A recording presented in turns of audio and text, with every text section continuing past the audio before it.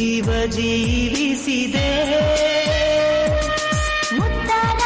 ಬರಹ ಮರೆಸಿದೆ ವಿರಹ ಅಕ್ಷರಕ್ಕೆ ಯಾರು ಈ ಮಾಯಾ ಶಕ್ತಿ ತಂದರು ಒಂದೊಂದು ಪತ್ರವು ಪ್ರೇಮದ ಗ್ರಂಥವು ಓಲೆಗಳಿಗ್ಯಾರು ಈ ರಾಯಭಾರ ತಂದರು